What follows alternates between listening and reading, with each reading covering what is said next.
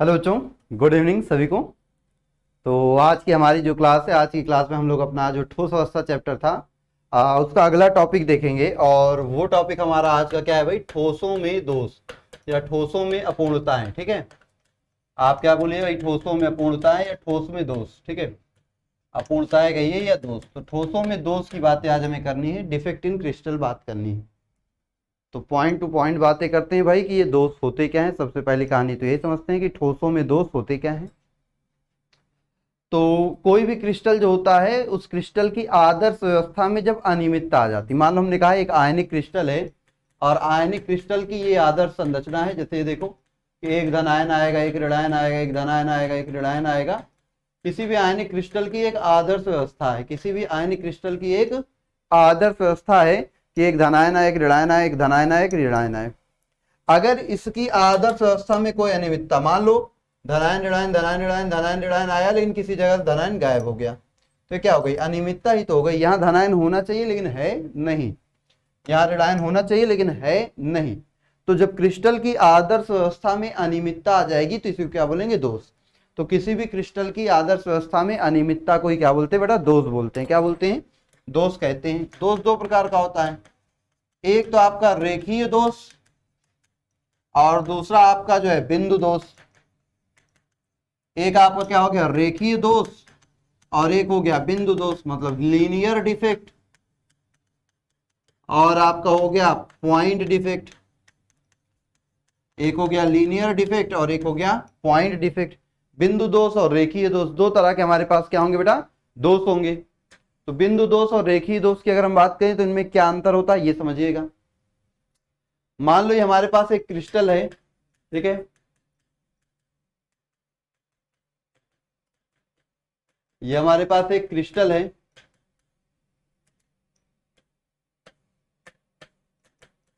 अब इस क्रिस्टल में हुआ क्या? इस क्रिस्टल में किसी एक इस क्रिस्टल में किसी भी एक बिंदु के, क्रिस्टल में किसी भी एक रेखा के, बिंदु के नहीं बेटा, एक रेखा के, मान लो आपकी ये रेखा है, एक रेखा, एक पंक्ति ये हुई। तो इसमें किसी भी एक पंक्ति के सारे परमाणु क्या हो जाए? अपने स्थान से गायब हो जाए, सारे आयन अपने स्थान से गायब हो जाए। तो इसे हम क्या बोलेंगे बेटा? ये हो गया रेखीय दोष। क्या हो गया? रेखीय दोष। क्यों? क्योंकि इसमें एक रेखा के अंदर सारे परमाणु, सारे आयन अपने स्थान से गायब है। तो एक ऐसा दोष जिसमें किसी भी रेखा के अंदिश, किसी भी पंक्ति के अंदिश सारे परमाणु अपने स्थान से गायब हो जाते हैं, उसी को बोलते हैं रेखीय दोष। तो जब किसी भी क्रिस्टल में किसी रेखा के अंदिश सारे परमाणु गायब हो जाते हैं या रेखा के अंदिश दोष उत्पन्न होता है तो इसे हम बोलते हैं रेखीय दोष। अब जैसे हमारे पास ये एक क्रिस्टल है, इस क्रिस्टल में हुआ क्या? किसी एक बिंदु से आयन गायब हो गया या किसी इस बिंदु से आयन गायब हो गया। जब किसी क्रिस्टल में किसी विशेष बिंदु से कोई परमाणु या आयन गायब होता है या किसी विशेष बिंदु पर दोष उत्पन्न होता है तो इसे बोलते हैं बिंदु दोष। तो जब एक रेखा के अंदिश दोष उत्पन्न होगा, रेखीय दोष। जब किसी विशेष बिंदु पर या उस बिंदु के चारों ओर, किसी विशेष बिंदु पर या किसी विशेष बिंदु के चारों ओर दोष उत्पन्न होता है तो उसे हम बोलते हैं बिंदु दोष। क्या बोलते हैं? बिंदु दोष। चलिए, तो हमें रेखीय दोष नहीं पढ़ना, हमें पढ़ना है बेटा यहाँ से बिंदु दोष के बारे में। किसके बारे में पढ़ना है? बिंदु दोष के बारे में, कि बिंदु दोष होता क्या है। तो हमें पॉइंट डिफेक्ट के बारे में यहाँ से डिस्कस करना है। तो बिंदु दोष जो होते हैं वो दो तरीके के होते हैं। एक होता है रस समीकरण मितीय दोष। बिंदु दोष कितने प्रकार का होगा बेटा? एक होगा रस समीकरण मितीय दोष, स्टाइकियोमेट्रिक डिफेक्ट, और एक आपका होता है आरस समीकरण मितीय दोष। आरस समीकरण मितीय दोष, नॉन स्टाइकियोमेट्रिक डिफेक्ट। आरस समीकरण मितीय दोष, नॉन स्टाइकियोमेट्रिक डिफेक्ट। दो तरह के दोष होते हैं, रस समीकरण मितीय दोष और आरस समीकरण मितीय दोष, स्टाइकियोमेट्रिक डिफेक्ट और नॉन स्टाइकियोमेट्रिक डिफेक्ट। ठीक है, चलिए तो यहां से कहानी समझिएगा। रस समीकरण मितीय दोष क्या होता है, आरस समीकरण मितीय दोष क्या होता है, इनकी बातें आप समझिएगा। तो एक ऐसा दोष जिसमें, जैसे हम बना के समझाते हैं तो आपको बेहतर समझ में आएगा। पहले हम बात करेंगे रस समीकरण मितीय दोष की। किसकी बात करेंगे? रस समीकरण मितीय दोष की बातें करते हैं। तो ध्यान दीजिएगा, मान लो हमारे पास ये एक आयनिक क्रिस्टल है,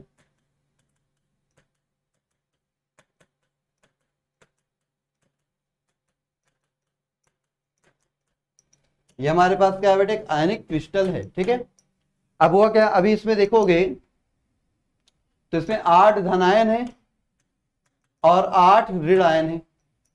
मान लो इस क्रिस्टल में दोष के कारण एक धनायन और एक ऋणायन अपने स्थान से विलुप्त हो गया, दोष उत्पन्न हो गया। दोष उत्पन्न होने के बाद धनायन कितने बचे, 7, ऋणायन भी कितने बचे, 7। पहले धनायन ऋणायन का अनुपात कितना था, 1:1 का। अभी भी धनायन और ऋणायन की संख्याओं का अनुपात कितना है, 1:1 का। ऐसा दोष जिसमें क्रिस्टल के अवयवी कणों की संख्याओं का अनुपात परिवर्तित नहीं होता है। जब किसी क्रिस्टल में दोष उत्पन्न होने के बाद उनके अवयवी कणों की संख्याओं का अनुपात परिवर्तित नहीं होता है तो इसे बोलते हैं रस समीकरण मिति दोष। क्या बोलते हैं, रस समीकरण मिति दोष। तो जब किसी भी दोष में क्रिस्टल के अवयवों की संख्याओं का अनुपात परिवर्तित नहीं होता है तो इसे बोलते हैं रस समीकरण मिति दोष। क्या बोलते हैं बेटा, रस समीकरण मिति दोष कहते हैं। क्लियर इतनी कहानी। चले, तो रस समीकरण मिति दोष भी हम दो तरह के क्रिस्टलों के लिए देखेंगे। एक देखेंगे अनआयनिक क्रिस्टलों के लिए। किसके लिए बेटा, अनआयनिक क्रिस्टलों के लिए। और दूसरा देखेंगे बेटा आयनिक क्रिस्टलों के लिए। एक देखेंगे अनआयनिक क्रिस्टलों के लिए और एक देखेंगे आयनिक क्रिस्टलों के लिए। अनआयनिक क्रिस्टलों के लिए जो हमारा रस समीकरण मिति दोष है उसमें सबसे पहला जो आता है वो आएगा रिक्तिका दोष। क्या होता है बेटा, रिक्तिका दोष। चलिए, वैकेंसी डिफेक्ट। मान लो हमारे पास एक क्रिस्टल है जो एक परमाणु से मिलकर बना हुआ है। ठीक है, तो इस प्रकार के दोष में होता क्या है भैया, इस प्रकार के दोष में कोई अवयवी कण अपने स्थान से विलुप्त हो जाता है।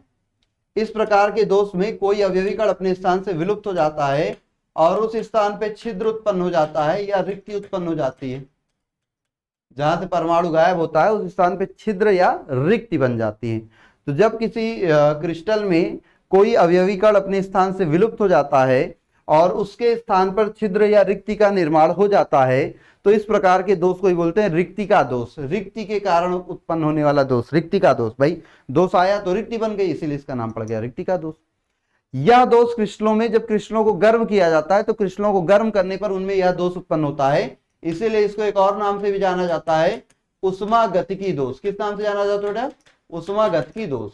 ठीक है, तो रिक्तिका दोष जब किसी क्रिस्टल में कोई अवयवी कण अपने स्थान से विलुप्त हो जाता है और उन स्थानों पर रिक्ति उत्पन्न हो जाती है तो इस प्रकार का दोष रिक्तिका दोष कहलाता है। इस दोष के कारण क्रिस्टल के घनत्व में कमी होती है। क्या होती है, क्रिस्टल के घनत्व में कमी होती है।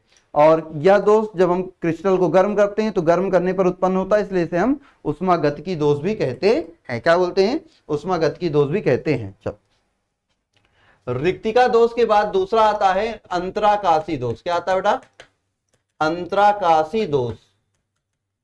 अंतराकाशी दोष में क्या होता है, मान लो हमारे पास एक क्रिस्टल है,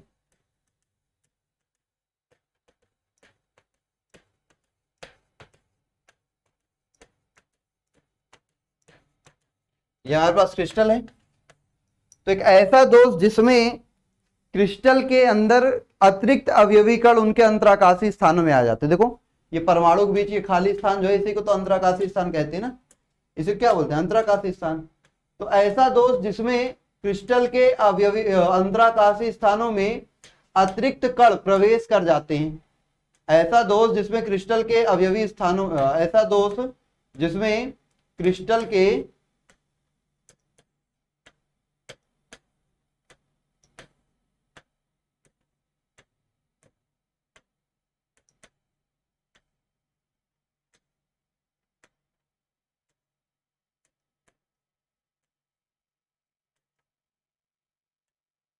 ठीक है, ऐसा दोष जिसमें क्रिस्टल के अंतराकाशी स्थान में कोई अतिरिक्त परमाणु प्रवेश कर जाए। जैसे ये A+ का अतिरिक्त परमाणु इसके अंतराकाशी स्थान में आ गया, A+ का अतिरिक्त परमाणु इसके अंतराकाशी स्थान में आ गया। तो जब किसी क्रिस्टल के अंतराकाशी स्थान में कुछ अतिरिक्त परमाणु, बाहर से कोई अतिरिक्त परमाणु प्रवेश कर जाता है तो इस प्रकार का दोष अंतराकाशी दोष कहलाता है। जब किसी क्रिस्टल के अंतराकाशी स्थान में बाहर से कोई एक्स्ट्रा परमाणु आकर प्रवेश कर जाता है तो इस प्रकार का ही दोष अंतराकाशी दोष कहलाता है। क्या कहलाता है बेटा, अंतराकाशी दोष कहलाता है। और इस दोष में देखो अतिरिक्त परमाणु क्रिस्टल में आए हुए हैं, इस वजह से इसके कारण क्रिस्टल का घनत्व जो होता है वो थोड़ा सा बढ़ जाता है, क्रिस्टल के घनत्व में थोड़ा सा वृद्धि हो जाती है। तो एक ऐसा दोष जिसमें क्रिस्टल के अंतराकाशी स्थान में कुछ अतिरिक्त परमाणु प्रवेश कर जाते हैं, इसी को बोलते हैं अंतराकाशी दोष। ठीक है, चलिए अब दूसरा हम लोग देखेंगे आयनिक क्रिस्टलों के लिए। किसके लिए देखेंगे बेटा? आयनिक क्रिस्टलों के लिए। तो आयनिक क्रिस्टल के लिए जो रस समीकरण मिति दोष है उसमें सबसे पहला जो आता है वह शॉटकी दोष। क्या नाम है बेटा? शॉटकी दोष, शॉटकी डिफेक्ट। तो ये शॉटकी डिफेक्ट होता क्या है? शॉटकी दोष होता क्या है? शॉटकी डिफेक्ट होता क्या है भैया? इसकी खोज की थी वॉल्टर हरमन शॉटकी ने। ये साइंटिस्ट का नाम था वॉल्टर हरमन शॉटकी ने, जिन्होंने इसके बारे में बताया। तो इस प्रकार के दोष में होता क्या है? किसी भी आयनिक क्रिस्टल से समान संख्या में धनायन और ऋणायन अपने स्थान से विलुप्त हो जाते हैं। एक धनायन जाएगा तो एक ऋणायन चला जाएगा, दो धनायन जाएगा तो दो ऋणायन चला जाएगा। तो इस प्रकार के क्रिस्टल में समान संख्या में धनायन ऋणायन अपने स्थान से विलुप्त हो जाते हैं। तो एक ऐसा दोष जिसमें किसी आयनिक क्रिस्टल में से समान संख्या में धनायन और ऋणायन अपने स्थान से विलुप्त हो जाते हैं, वह दोष क्या कहलाता है बेटा? शॉटकी दोष कहलाता है। वह दोष क्या कहलाता है? शॉटकी दोष कहलाता है। जब किसी आयनिक क्रिस्टल में से समान संख्या में धनायन और ऋणायन अपने स्थान से विलुप्त हो जाते हैं तो यह दोष शॉटकी दोष कहलाता है। जिन स्थानों से धनायन और ऋणायन विलुप्त होते हैं, जिन स्थानों से धनायन और ऋणायन क्या होते हैं बेटा? विलुप्त होते हैं। जैसे मान लो एक धनायन एक ऋणायन विलुप्त हो गया, एक धनायन एक ऋणायन कोई भी ले लो, मान लो एक धनायन एक ऋणायन विलुप्त हो गया, तो जहां से विलुप्त होते हैं इन जगहों पर रिक्ति आ जाती है। इन रिक्तियों को बोलते हैं छिद्र युग्म। क्या बोलते हैं? छिद्र युग्म। और जो धनायन ऋणायन विलुप्त होकर भैया विलुप्त होकर जाते कहाँ है? सतह पे आके बाहर बैठ जाते हैं। विलुप्त होकर बाहर जाते हैं उनको हम बोलते हैं शॉटकी युग्म। क्या बोलते हैं? शॉटकी युग्म। ठीक है, तो वे आयन जो विलुप्त होते हैं उनको कहते हैं, एक धनायन ऋणायन के जोड़े को बोलेंगे शॉटकी युग्म, और जिन स्थानों से गायब होते हैं उन स्थानों को बोलते हैं छिद्र युग्म। ठीक है, तो जब किसी आयनिक क्रिस्टल से समान संख्या में धनायन ऋणायन अपने स्थान से विलुप्त हो जाते हैं तो इस प्रकार का दोष शॉटकी दोष कहलाता है। शॉटकी दोष में जिन स्थानों से आयन गायब होते हैं उन्हें छिद्र युग्म कहते हैं, और वो आयन हमारे शॉटकी युग्म कहलाते हैं। इस दोष के कारण क्योंकि द्रव्यमान में कमी होगी तो घनत्व में क्या हो जाएगी? घनत्व में कमी। इस दोष के कारण क्रिस्टल के घनत्व में क्या हो जाएगी? कमी। क्योंकि देखो बेटा, घनत्व बराबर होता है द्रव्यमान बटे आयतन। आयतन अभी भी उतना है, परमाणु गायब हो गए, आयन गायब हो गए, आयन गायब होने से द्रव्यमान कम हो गया, द्रव्यमान कम हो गया तो घनत्व भी कम हो गया। तो इस प्रकार के दोष में क्रिस्टल का जो घनत्व होता है वो कम हो जाता है। इसके अलावा क्योंकि भैया देखो यहाँ पे जो आयन है, छिद्र के कारण आयनों को गति करने के लिए थोड़ा सा स्थान मिल गया तो चालकता में थोड़ी सी वृद्धि हो जाती है। अब क्योंकि देखो इसमें छिद्र उत्पन्न हो गए इसलिए इनकी जो जालक ऊर्जा है, जालक ऊर्जा में क्या आ जाएगी? कमी आ जाएगी। जालक ऊर्जा में क्या आ जाएगी बेटा? कमी आ जाएगी। और इस प्रकार के क्रिस्टल में जो इसका परावैद्युतांक होता है, क्रिस्टल का परावैद्युतांक होता है वो अपरिवर्तित रहता है। शॉटकी दोष में क्रिस्टल का जो परावैद्युतांक होता है वो क्या होता है बेटा? अपरिवर्तित रहता है। तो शॉटकी दोष जब समान संख्या में धनायन ऋणायन अपने स्थान से गायब हो जाते हैं तो इसी को बोलते हैं शॉटकी दोष। और इसमें होता क्या है? इसमें क्रिस्टल के घनत्व में कमी हो जाती है, चालकता में थोड़ी सी वृद्धि हो जाती है, जालक ऊर्जा में कमी हो जाती है, परावैद्युतांक अपरिवर्तित रहता है। ठीक है, चलो इसको स्क्रीनशॉट ले लेना, फिर आगे बढ़ते हैं। चलो भाई आगे बढ़ते हैं। अगला हमारा जो होगा वो है कौन सा बेटा? फ्रैंकल दोष। कौन सा दोष? फ्रैंकल दोष। अगला दोष हमारा है फ्रैंकल दोष, फ्रैंकल डिफेक्ट। फ्रैंकल दोष, फ्रैंकल डिफेक्ट। अगला जो दोष है वो है फ्रैंकल दोष, फ्रैंकल डिफेक्ट। ठीक है, तो ध्यान दीजिएगा, फ्रैंकल दोष फ्रैंकल डिफेक्ट की कहानी समझिएगा। तो भाई ऐसा दोष, मान लो हमारे पास ये आयनिक क्रिस्टल है, ऐसा दोष जिसमें कोई आयन, जिसमें क्रिस्टल का कोई आयन अपने स्थान से खिसक कर अंतराकाशी स्थान में चला जाता है। जब किसी क्रिस्टल में से कोई आयन, और वो आयन सामान्यतः कौन होगा? धन आयन, क्योंकि भाई ऋण आयन का आकार बड़ा होता है, ऋण आयन का आकार बड़ा होता है, धन आयन का आकार छोटा होता है। तो इस प्रकार के दोष में होता क्या है? कोई आयन जो कि धनायन होगा, जो कि छोटा होगा, तो कोई आयन अपने स्थान से खिसक कर अंतराकाशी स्थान में चला जाता है। तो इस प्रकार के दोष में कोई आयन, सामान्यतः धन आयन, अपने स्थान से खिसक कर अंतराकाशी स्थान में जाता है। तो सिंपल सा क्या बोलेंगे? जब किसी क्रिस्टल में कोई आयन, सामान्यतः धन आयन, अपने स्थान से खिसककर अंतराकाशी स्थान में चला जाता है तो इस दोष को अंतराकाशी दोष कहते हैं। अब आयन जो है वो क्या होता है, अपने स्थान से खिसक कर दूसरे स्थान पे गया है, इस वजह से इसको हम विस्थापन दोष भी कहते हैं। क्या बोलते हैं बेटा? विस्थापन दोष भी कहते हैं। ठीक है, विस्थापन, आयन का विस्थापन हो गया तो इसलिए इसको हम विस्थापन दोष भी कहते हैं। इस दोष के कारण जो, अच्छा, इसकी खोज की थी याकोव फ्रैंकल। भाई इसके बारे में बताया था सबसे पहले याकोव फ्रैंकल नाम के वैज्ञानिक ने। इस दोष के कारण क्रिस्टल का जो घनत्व होगा, भाई ना तो कोई आयन अंदर से बाहर गया है ना ही बाहर से अंदर आया है, तो क्रिस्टल का जो घनत्व है वो अपरिवर्तित रहेगा। देखो अब क्योंकि भाई धनायन अपने स्थान से कसकर अंतराकाशी स्थान में चला गया तो ये दूसरे धनायन के पास आ गया, तो दूसरे धनायन के पास आ गया तो इसका परावैद्युतांक क्या हो जाएगा बेटा? इस प्रकार के दोष में परावैद्युतांक बढ़ जाता है। इस प्रकार के दोष में स्थायित्व में क्या होती है? कमी होती है। स्थायित्व क्या हो जाता है बेटा? कम हो जाता है। और इसमें भी जो चालकता होती है, चालकता में अतिसूक्ष्म वृद्धि होती है। चालकता में अतिसूक्ष्म रूप से क्या हो जाती है? वृद्धि हो जाती है। तो इसकी खोज याकोव फ्रैंकल नाम के वैज्ञानिक ने की थी। इसमें होता क्या है, कोई धनायन अपने स्थान से खिसककर अंतराकाशी स्थान में चला जाता है, अपने स्थान से खिसककर अंतराकाशी स्थान में चला जाता है, इसे विस्थापन दोष भी कहते हैं। इस प्रकार के क्रिस्टल में घनत्व अपरिवर्तित रहता है, जो परावैद्युतांक है वो बढ़ जाता है, स्थायित्व में कमी होती है, चालकता में हल्की सी थोड़ी सी वृद्धि हो जाती है। नोट करो इसको, फिर आगे बढ़ते हैं। तुरंत नोट करो भाई।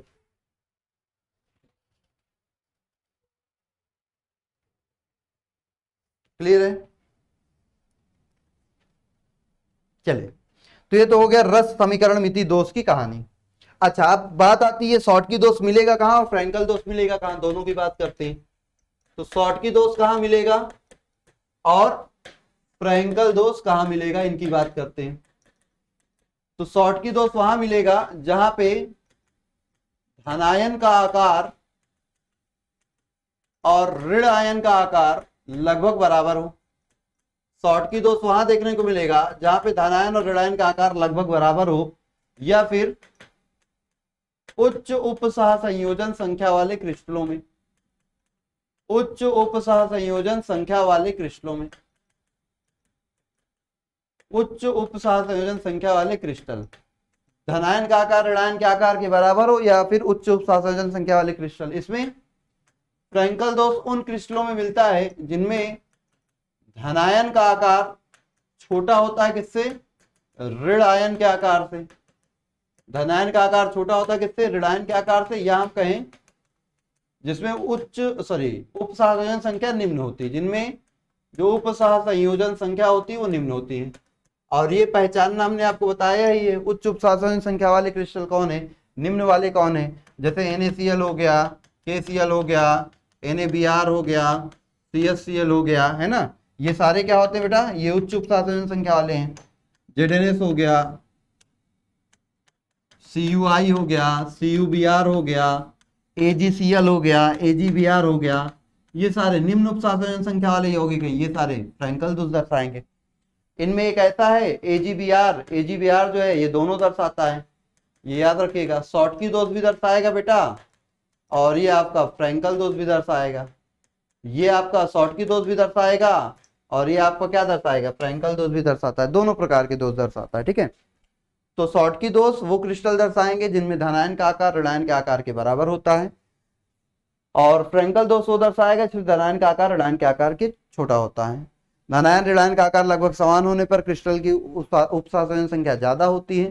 धनायन ऋणायन का आकार छोटा हो जाने पर, धनायन का आकार ऋणायन से छोटा हो जाने पर क्रिस्टल की जो उपसह संयोजन संख्या होती है वो कम हो जाती है। वही चीज यहाँ पे लिखी हुई है, नोट कर लीजिए इसको। तो हो गया फ्रैंकल दोष, शॉर्टकी दोष, ये रस समीकरण विधि दोष की कहानी हो गई समाप्त। चलिए अगला देखते हैं बेटा। अगला हमारा जो होगा वो रहेगा आरस समीकरण मितीय दोष। कौन सा? आरस समीकरण मितीय दोष। आरस समीकरण मितीय दोष समझिएगा, non stoichiometric defect, non stoichiometric defect. ये नॉन स्टाइक्योमेट्रिक डिफेक्ट होता क्या है, इसकी कहानी समझिएगा। जैसे मान लो हमारे पास यही आयनिक क्रिस्टल है। अब इस आयनिक क्रिस्टल में किसी जगह से, पहले देखो अभी 8 धनायन है और 8 ऋणायन है। अनुपात कितना है? 1:1 का। इसमें से कोई ऋणायन अपने स्थान से गायब हो जाए, और क्रिस्टल को रहना तो विद्युत उदासीन है, तो इसकी जगह विद्युत उदासीनता बनाए रखने के लिए इलेक्ट्रॉन आ जाए। इलेक्ट्रॉन एक कण है, आयन नहीं है।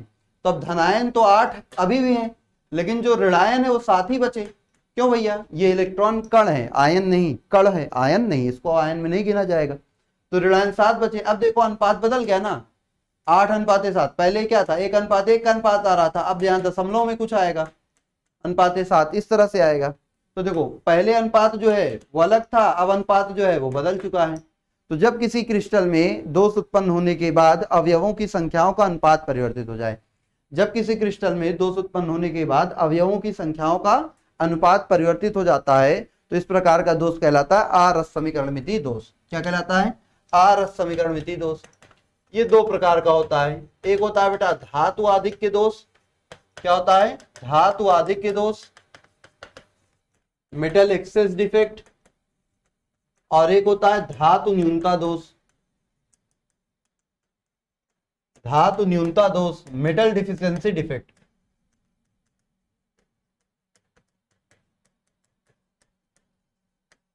मेटल डिफिशियंसी डिफेक्ट, धातु न्यूनता दोष, मेटल डिफिशियंसी डिफेक्ट, धातु आधिक्य दोष, मेटल एफिशिएंसी या एक्सेस डिफेक्ट। तो ध्यान दीजिएगा होगा क्या यहाँ पे कहानी कि जब भी किसी क्रिस्टल में दोष उत्पन्न होने के बाद धातुओं की संख्या में वृद्धि हो जाएगी। किसकी संख्या में वृद्धि हो जाएगी? धातुओं की संख्या में। जब किसी क्रिस्टल में दोष उत्पन्न होने के बाद धातुओं की संख्या आदि, धातु अधिक मतलब धातु अधिक हो जाए, धातुओं की संख्या में वृद्धि हो जाएगी तो हो जाएगा धातु आधिक्य दोष। और जब किसी क्रिस्टल में दोष उत्पन्न होने के बाद धातुओं की संख्या में कमी हो जाएगी तो ये हो जाएगा धातु न्यूनता दोष। तो आइए देखते हैं एक एक करके। पहले हम धातु आधिक्य दोष की बात करते हैं और फिर जो है हम धातु न्यूनता दोष की बात भी करेंगे। ठीक है, चलिए पहले धातु आधिक्य दोष की बात कर लेते हैं, फिर बात करेंगे धातु न्यूनता दोष की। तो जब भी किसी क्रिस्टल में दोष उत्पन्न होने के बाद धातुओं की संख्या वृद्धि हो जाती है तो कहलाता है धातु आधिक्य दोष। ये 2 तरीके से उत्पन्न हो सकता है। एक तो ऋणायन के अपने स्थान से विलुप्त होने के कारण, पहला ऋणायन के अपने स्थान से विलुप्त होने के कारण, एक होगा ऋणायन के अपने स्थान से विलुप्त होने के कारण, विलुप्त होने के कारण। मान लो हमारे पास एक क्रिस्टल है सोडियम क्लोराइड का, ये सोडियम क्लोराइड का हमारे पास क्या है बेटा? क्रिस्टल है।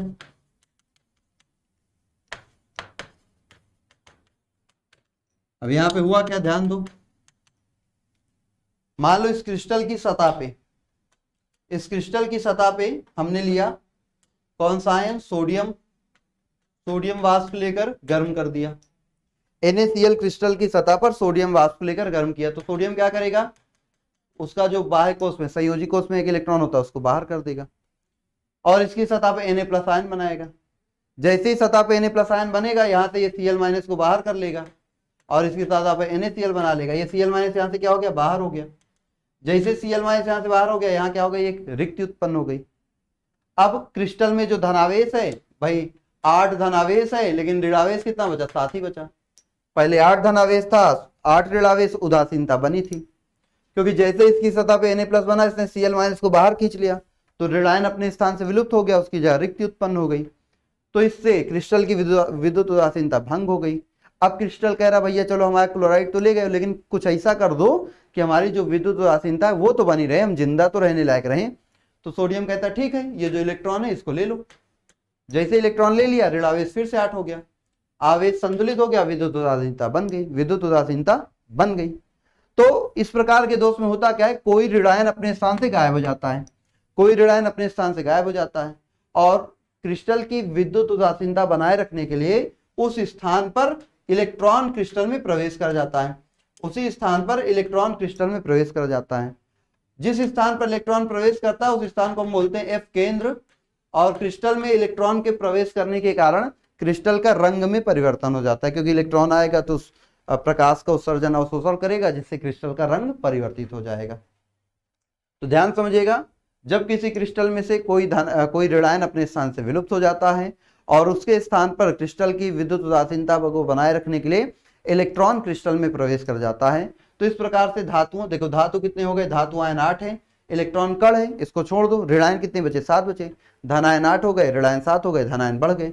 तो जब किसी क्रिस्टल में से कोई ऋणायन अपने स्थान से गायब हो जाता है और क्रिस्टल की विद्युत उदासीनता को बनाए रखने के लिए कोई इलेक्ट्रॉन क्रिस्टल में प्रवेश कर जाता है, तो इस प्रकार का दोष धातु आदि के दोष कहलाता है, क्योंकि इस प्रकार से क्रिस्टल में धातु की संख्या में वृद्धि हो गई है।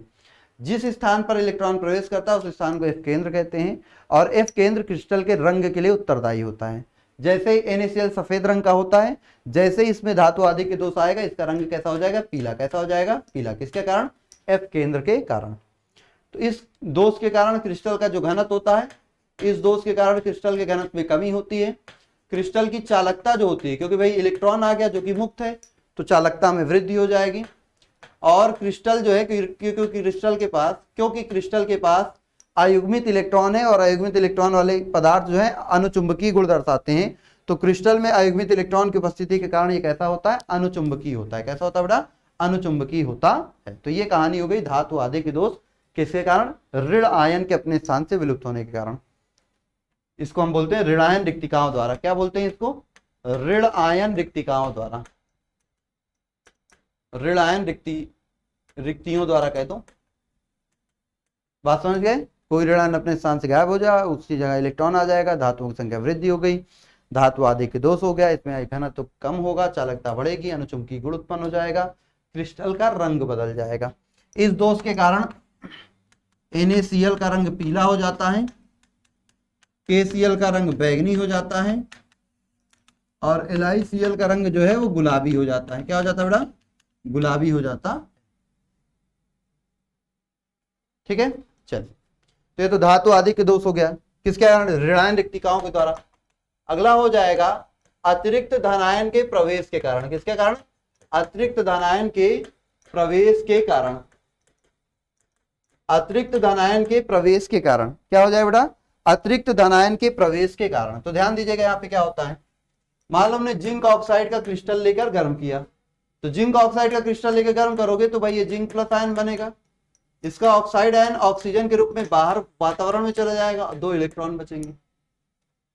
जब आप जिंक ऑक्साइड के क्रिस्टल को लेकर गर्म करोगे तो जिंक आयन बनेगा, ऑक्सीजन जो है वो तो गैस के रूप में बाहर निकल जाएगी, 2 इलेक्ट्रॉन बचेंगे। तो मान लो हमारे पास ये जिंक का क्रिस्टल है,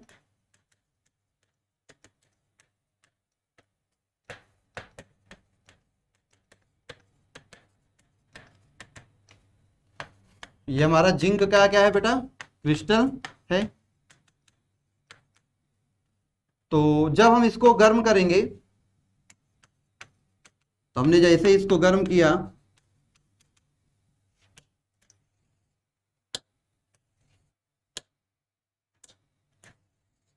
जैसे इस जिंक क्रिस्टल को गर्म करेंगे, गर्म करने पर होगा क्या भैया, ये ऑक्सीजन गैस तो बाहर निकल जाएगी, ये जो जिंक आयन होगा भाई, जिंक आयन क्या करेगा, इसके अंतराकाशीय स्थान में प्रवेश कर जाएगा। जैसे ही जिंक आयन अंदर प्रवेश किया तो भैया इसकी विद्युत उदासीनता भंग हो गई, तो ये जो इलेक्ट्रॉन होंगे ये विद्युत उदासीनता बनाए रखने के लिए इलेक्ट्रॉन भी अंदर प्रवेश कर जाएंगे। क्या कर जाएंगे, इलेक्ट्रॉन भी अंदर प्रवेश कर जाएंगे।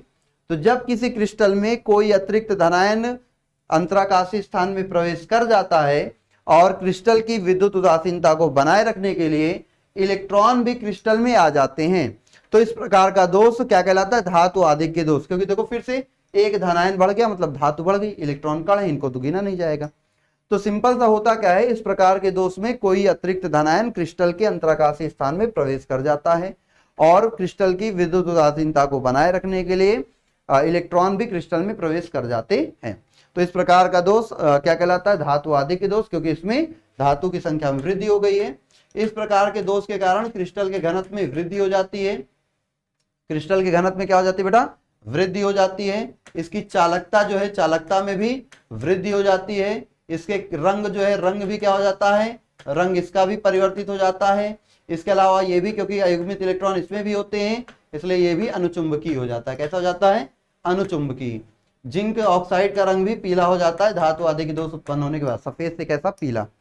तो जब जिंक ऑक्साइड को गर्म करते हैं तो ऑक्साइड आयन ऑक्सीजन के रूप में बाहर निकल जाती है, जबकि जो जिंक आयन होते हैं वो क्रिस्टल के अंतराकाशीय स्थान में प्रवेश कर जाते हैं और विद्युत उदासीनता बनाए रखने के लिए इलेक्ट्रॉन भी प्रवेश कर जाता है। इस प्रकार से क्रिस्टल में धातु की संख्या में वृद्धि हो जाती है और यह दोष भी धातु आदि के दोष कहलाता है। इस दोष के कारण क्रिस्टल का घनत्व बढ़ जाएगा, चालकता में वृद्धि हो जाएगी, रंग परिवर्तित हो जाएगा, क्रिस्टल अनुचुंबकीय हो जाएगा क्योंकि अगमित इलेक्ट्रॉन उपस्थित है और इसका रंग जो है वो परिवर्तित होकर पीला हो जाएगा। ये हो गया अतिरिक्त धनायन के प्रवेश के कारण। कैसे पहचानेंगे? कौन सा क्रिस्टल ये वाला दर्शाएगा? जिन क्रिस्टलों में फ्रैंकल दोष होता है। क्या होता है बेटा? फ्रैंकल दोष। तो फ्रैंकल दोष दर्शाने वाले क्रिस्टल ये वाला दोष दर्शाते हैं और शॉर्टकी दोष वाले क्रिस्टल जो होते हैं वो ऋणायन रिक्तिकाओं वाला दोष दर्शाते हैं। ठीक है, तो ऋणायन रिक्तिकाओं के द्वारा धातु आदि के दोष दर्शाने वाले क्रिस्टल वही होते हैं जो शॉर्टकी दोष दर्शाते हैं और वे क्रिस्टल जो फ्रैंकल दोष दर्शाते हैं वही धनायन के प्रवेश के कारण वाला दोष दर्शाएंगे। ठीक है, तो ये वाला दोष फ्रैंकल दोष वालों में क्रिस्टलों में पाया जाएगा, इसके पहले वाला शॉर्टकी दोष वाले में। अगला हमारा है धातु न्यूनता दोष। तो जब किसी क्रिस्टल में दोष उत्पन्न होने के बाद धातुओं की संख्याओं में कमी हो जाती है, जब किसी क्रिस्टल में दोष उत्पन्न होने के बाद धातु की संख्याओं में कमी हो जाती है तो इसी को बोलते हैं धातु न्यूनता दोष। क्या बोलते हैं बेटा? धातु न्यूनता दोष कहते हैं। जैसे मान लो हमारे पास आयरन के ऑक्साइड का एक क्रिस्टल है। क्या है? आयरन के ऑक्साइड का एक क्रिस्टल है, फेरस ऑक्साइड क्रिस्टल है। फेरस ऑक्साइड का क्या बेटा? क्रिस्टल है।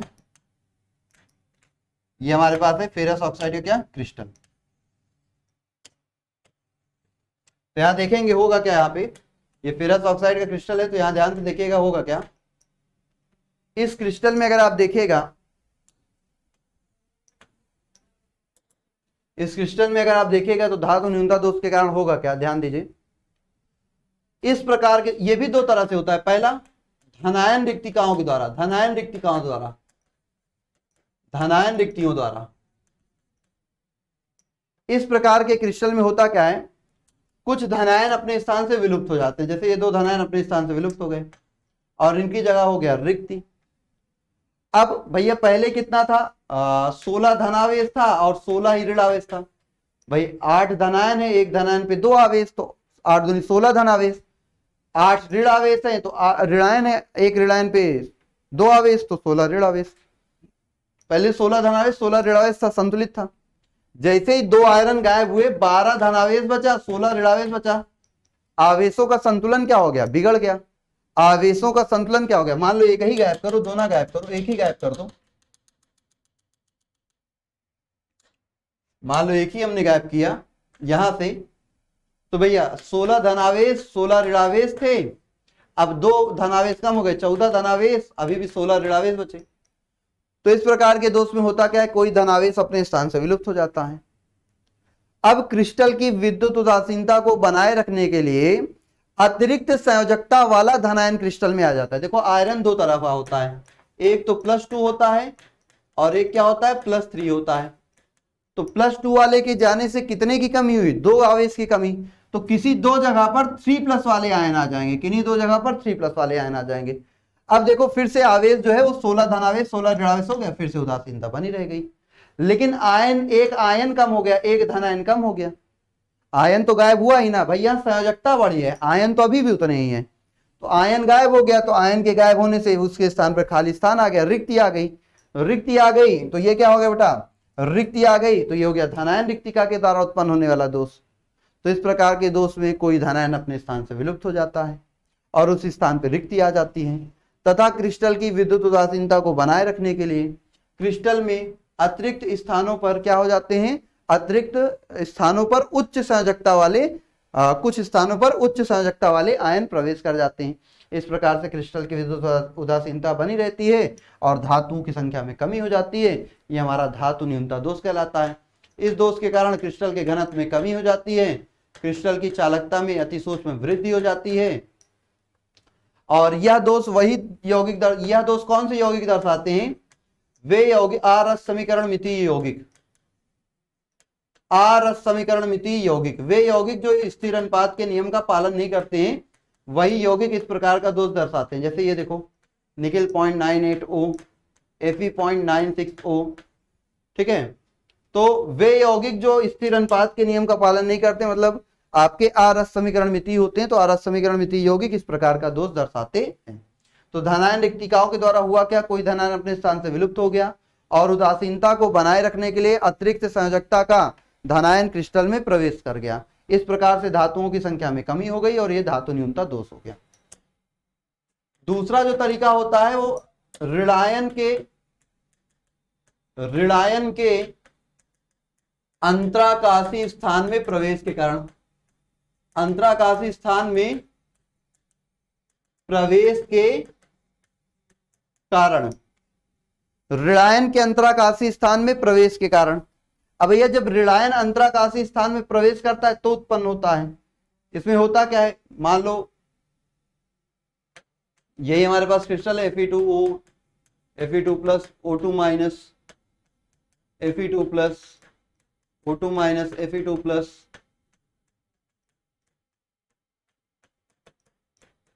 अभी देखो 6 दूनी 12 धनावेश है, 12 ही ऋणावेश है, क्रिस्टल उदासीन है। कोई अतिरिक्त ऋणायन इसकी अंतराकाशी स्थान में आ गया, 2 ऋणावेश बढ़ गया।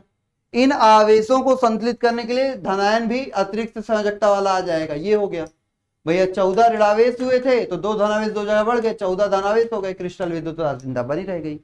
तो इस प्रकार के दोष में कोई अतिरिक्त ऋणायन क्रिस्टल के अंतराकाशी स्थान में प्रवेश कर जाता है और क्रिस्टल की विद्युत उदासीनता बनाए रखने के लिए अतिरिक्त संयोजकता वाले धनायन भी क्रिस्टल में आ जाते हैं। इस प्रकार से धातुओं की संख्या में फिर से कमी हो गई और ये क्या हो गया, धातु न्यूनता दोष हो गया। ये वाला दोष संभव नहीं होता, इस प्रकार का दोष संभव नहीं होता है। कारण क्या है, क्योंकि ऋणायन का आकार बड़ा होने के कारण वो अंतराकाशी स्थान में प्रवेश नहीं कर पाता है। तो इस प्रकार के दोष की संभावनाएं बहुत ही कम होती, क्योंकि ऋणायन का आकार बड़ा होता है और बड़े आकार के कारण वो अंतराकाशी स्थान में प्रवेश नहीं कर पाता है। तो ये आपका जो है ठोसों में दोष की कहानी यहाँ से हो जाती है समाप्त। एक और बचा है अशुद्धता दोष, उसको हम लोग अगले लेक्चर में डिस्कस करेंगे। तो आज आपने जो भी पढ़ा, ऐप पर आपके द ऑनलाइन कोचिंग ऐप पर नोट्स पड़ी हुई है, वो फ्री नोट्स है पहले चैप्टर की। आज आपने जो भी पढ़ा वहां से जाके नोट्स देख लीजिए, वहां पे सारा नोट्स बना हुआ है, वहां से आप नोट कर लीजिएगा और एक बार फिर से रिवीजन कर लीजिएगा, आपको बेहतर तरीके से सारी चीजें क्लियर हो जाएंगी। ठीक है, तो आज की क्लास बस यहीं तक ले, फिर मिलेंगे अगली क्लास में। तब तक के लिए सभी को बाय बाय, फिर मिलते हैं।